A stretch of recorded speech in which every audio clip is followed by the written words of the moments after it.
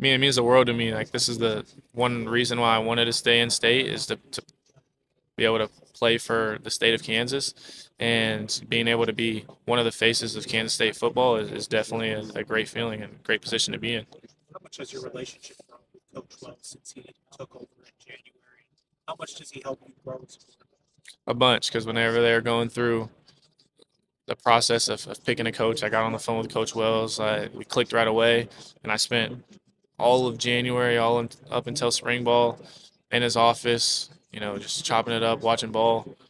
And he's definitely helped me grow as a leader, helped me grow as a person, and grow as a quarterback as well.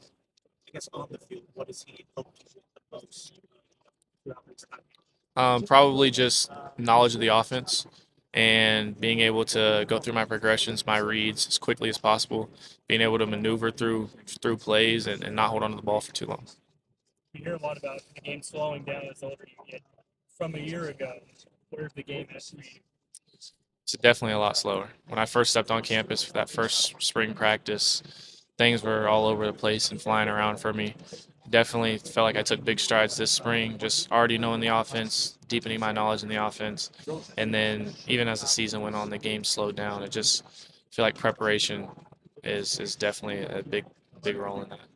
Do you deal with the expectations of whatever you guys have internally, and also maintain that chip on your shoulder because there's a lot of programs who become content after they had the success. How do you guys go from keeping that chip on your shoulder and also having those high expectations? Just feel like you have to carry yourself with some sort of humble confidence and being able to know like, yes, I'm no better than anybody else, but I'm in my head, I'm the best player on the field, if that makes sense. So being able to be able to work at it and ultimately have uttermost confidence in yourself and the players around you to know that you're going to go out and execute whenever the play's called.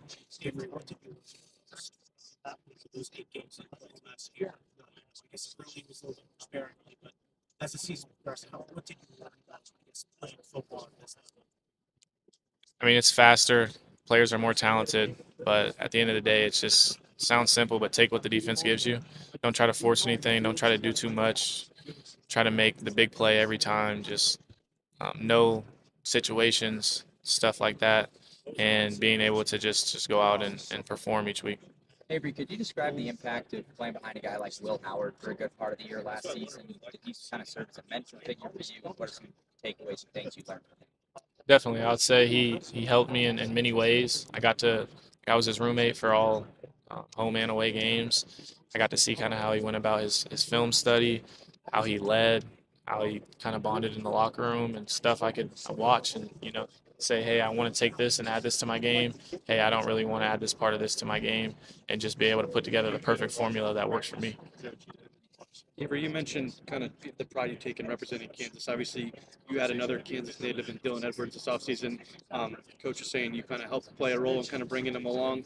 Um, what's your early impressions of Dylan, and how excited are you to play with him this fall?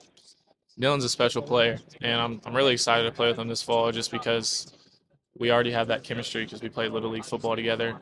Growing up in high school, we had talks about even playing together in high school. We ended up almost even being rivals in high school playing against each other, but he's just special with the football, and I think he can really take this offense to the next level or help take this offense to the next level. So the great quarterbacks always find a way to get the ball out of their hands, avoid a sack, know when to scramble, and know when to avoid taking the big hits. You like to run the football, but you've also talked a lot about being a passer.